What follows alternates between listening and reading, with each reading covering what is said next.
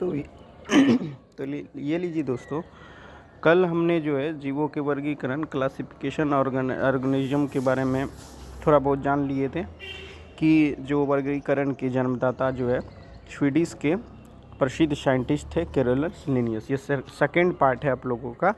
इस तरीके से सारे नोट्स को मैं लगभग कवर करा दूंगा, इंग्लिश एवं हिंदी मीडियम जो भी होंगे सारे ये हैंड राइटिंग ही होंगे, तो काफ़ी इंपॉर्टेंट होगा आपके लिए। अगर आप लोगों को इसकी पीडीएफ की भी ज़रूरत होगी तो आप कमेंट सेक्शन में लिख दीजिएगा, आपको पीडीएफ भी उपलब्ध करा देंगे। साथ ही अगर खुद से अपने हाथों से अगर इसको नोट कर लीजिएगा तो आपके लिए ज़्यादा बेटर रहेगा। अब हम लोग बात करते हैं, इन्होंने ही अपनी पुस्तक, कौन, कैरोलस लिनियस की अगर बात करें, इन्होंने अपनी पुस्तक जो एक बुक लिखी थी जिसका नाम है सिस्टेमा नेचुरी। उसमें क्या किया था इन्होंने, जीव के वैज्ञानिक और आधुनिक जो क्लासिफिकेशन है, वर्गीकरण की प्रणाली की व्याख्या इन्होंने उनमें किया है। कैरोलस लिनियस को जो है वर्गीकरण ये का विज्ञान जो होता है, इसका संस्थापक या फिर उनके पिता के नाम से जाना जाता है। तो क्लासिफिकेशन, ये जो वर्गीकरण था, ठीक है, ऑफ ऑर्गेनिज्म, इनके फादर किसको कहा जाता है, कैरोलस लिनियस को। अब हम लोग बात करते हैं वर्गीकरण की इकाइयाँ, unit of the classification. Carolus Linnaeus ने ही जाति, स्पीसीज, जीनस जिसको जेंस बोलते हैं, कुल और फैमिली, एक गण होता था, ऑर्डर और वर्ग, क्लास, संघ, फाइलम नाम के कुल मिला के 6 इकाई बनाई थी।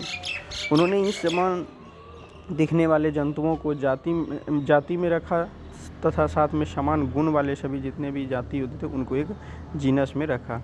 संबंधित जितने भी जीनस होगा उसको मिला के कुल तथा समानता प्रदर्शित करने वाले सभी कुलों को एक गण में और गणों को मिला के, इस तरीके से इन्होंने एक टर्म को इस्तेमाल किया था। साथ ही जो वर्ग थे उनको एक संघ के रूप में बनाया था। अब जैसे बिल्ली का जो वर्गीकरण किया था, जैसे जगत की अगर बात करते हैं, सबसे पहले किंगडम, तो उसके बाद संघ था, फाइलम, फिर उपसंघ था जिसको सब फाइलम बोलते हैं, फिर वर्ग हुआ, क्लास, अपवर्ग, सब क्लास, गण, ऑर्डर, कुल, फैमिली, वंश, जेनस, जाति, स्पेसी। इसके बाद अगर बात करें फिर जंतु, एनिमिलिया, कार्डेटा, एक है वर्टिब्रेटा, एक होता स्तनीय मैमेलिया, एक यूथीरिया, कार्निवोरा, फेलिडी, एक फेलिश और डोमेस्टिकस। तो ये कुल जो है बिल्ली का क्लासिफिकेशन था। इसमें इस तरीके से इसको नोटिफाई किया था इन्होंने। और जीवों को वर्गीकरण की द्विजगत प्रणाली, 2 किंगडम सिस्टम ऑफ क्लासिफिकेशन की बात करें तो अरस्तु सबसे पहले समस्त जितने भी जीव थे उनको 2 समूहों, जंतु जगत व पादप जगत में बांटा। जंतु जगत में बहुकोशिकीय जंतु व एक कोशिकीय प्रोटोजोआ को रखा। ये भोजन ग्रहण करते हैं। साथ में अगर इसमें बात करें, गमन के लिए किसी न किसी प्रकार के अंग, जो पार्ट्स होते हैं बॉडी के, ठीक है, इसका अवश्य ही इनमें लगे रहते हैं या होते हैं। अन्य जितने भी जीवों में, जैसे कि चाहे हरे पादप, चाहे वो मांस तथा बाहुकोशिकीय समुद्री घास पात जैसे मशरूम हो गया, आपको लाइकेन हो गया, कवक, साथ में बैक्टीरिया आदि, ये जितने भी होते हैं इनको पादप जगत में ही रखा गया। अब हम लोग बात करेंगे द्विजगत जो वर्गीकरण की कमियां थी इनके बारे में, कि इसमें क्या कमी रह गई थी। देखिए, इसकी क्लासिफिकेशन में एक कोशिकीय और बहुकोशिकीय जीवों को एक साथ रखा गया था और इस वर्गीकरण में प्रोकैरियोटिक्स व यूकैरियोटिक्स सेल्स वाले जीवों को एक ही साथ रख दिया गया था। इस क्लासिफिकेशन जो है वर्गीकरण में प्रकाशसंश्लेषी व अप्रकाशसंश्लेषी जीवों को एक ही साथ रख दिया था। ये सब इनमें कमियां थी और हरे पादपों व कवकों को भी एक साथ रख दिया। तो कुछ ये कमियां थी, इस चीज़ को फुलफिल करने के लिए फिर बाद में ऐसा कहा जाता है 1968 में जीव का 5 जगत वाला क्लासिफिकेशन आया, 5 किंगडम क्लासिफिकेशन ऑर्गेनिज्म। तो इसमें क्या हुआ, 2 जगत वाले क्लासिफिकेशन की कमियों को दूर करने के लिए जीवों का 5 जगत वाला वर्गीकरण शुरू किया जाता है। R.N. वेटेकर नाम के साइंटिस्ट ने सेल्स संरचना, कोशिका संगठन व पोषण आदि लक्षणों के आधार पर जीवों को निम्न 5 जगत में विभाजित किया। पहला क्या था, मोनेरा, दूसरा प्रोटेस्टा, तीसरा पादप या प्लेंटी, एक कवक जिसको फंगी भी बोलते हैं, जंतु या एनिमिलिया। ये कुल मिला के 5 किंगडम में इसको विभाजित किया था। सबसे पहले हम लोग बात करेंगे कोशिका की। देखिए कोशिका क्या होता है, ये जीवों की संरचना और क्रियात्मक इकाई जो होती है उसको सेल कहते हैं। डिस्कवरी यानी कि खोज की बात करें तो रॉबर्ट हुक नाम के एक बहुत बड़े साइंटिस्ट हुए। इन्होंने सेल्स यानी कि विज्ञान जो है ना, कोशिका विज्ञान के फादर के नाम से ही जाने जाते हैं।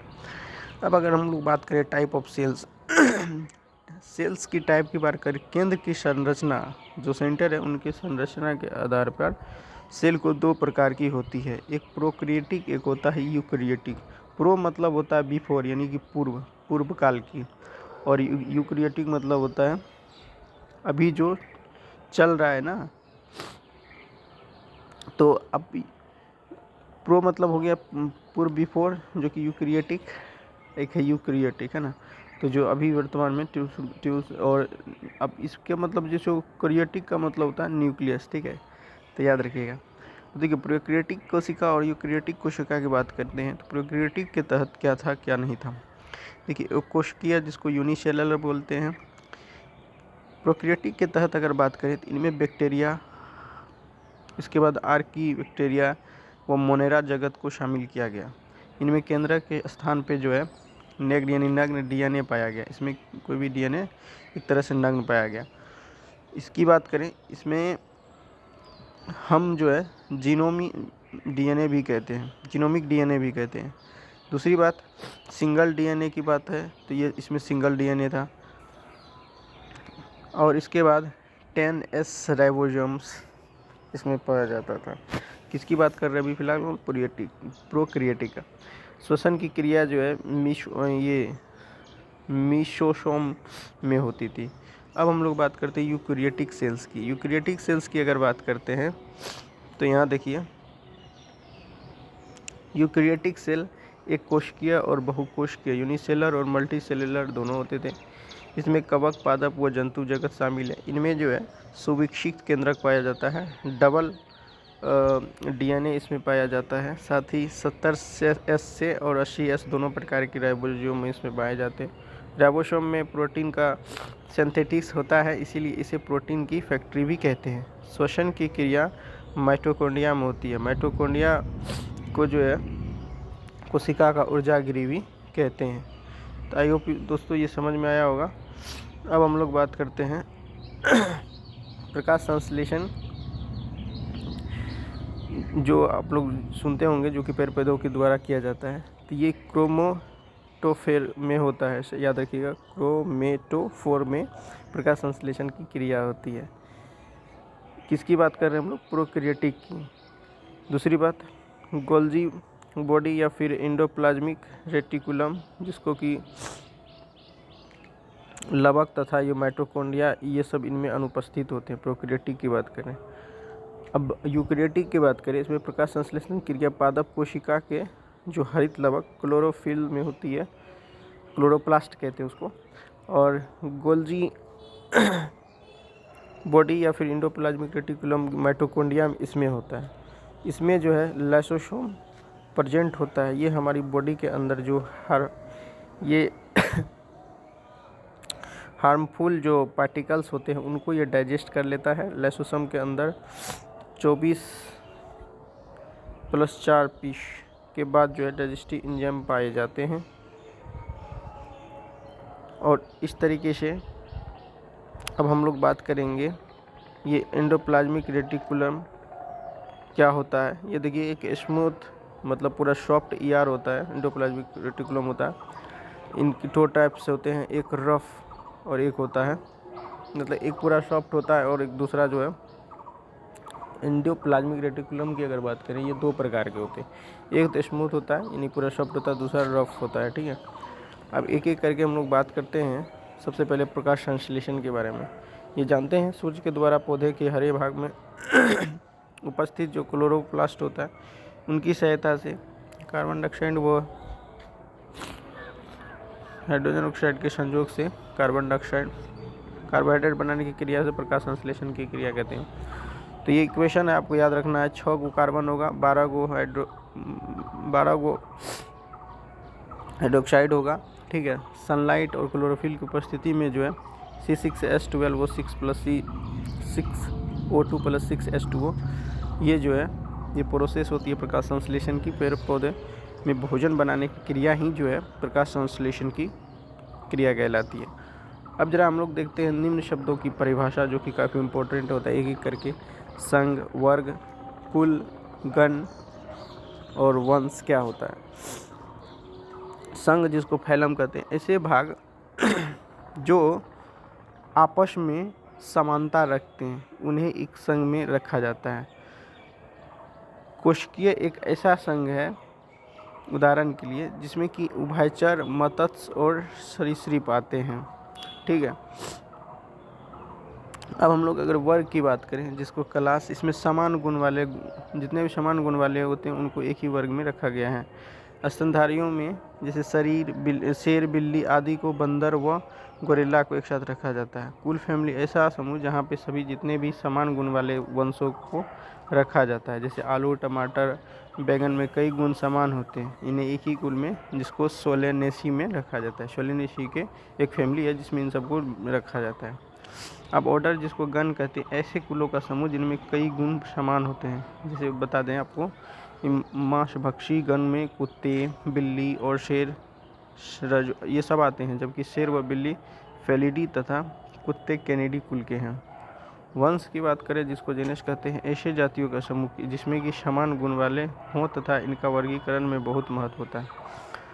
द्विनाम पद्धति के बिना वंश के जाति को नाम नहीं दिया जा सकता।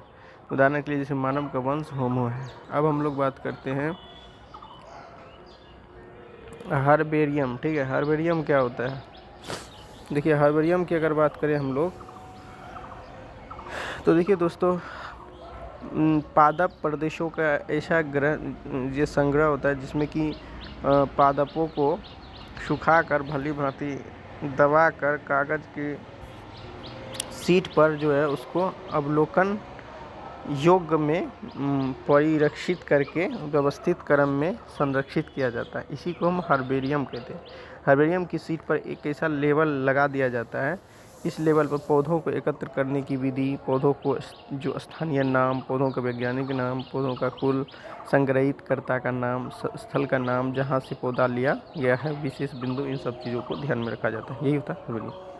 अब कुछ प्रमुख हर्बेरियम, जिसको बाइनोमियल गार्डन के नाम से भी जानते हैं, इसके बारे में बता दूं। प्रसिद्ध बोटेनिकल गार्डन न्यू, जो कि इंग्लैंड के रहने वाले थे, इंडियन बोटेनिकल गार्डन, हार्बोरिक Indians, national binomial research institute Lucknow, India में है। ध्यान रखिएगा, सभी जितने भी महाविद्यालय है वो विश्वविद्यालय में भी हर्बेरियम स्थित होते हैं। अब हम लोग बात करेंगे हर्बेरियम टेक्निक के बारे में। नमूनों को एकत्र करना, कलेक्शन ऑफ द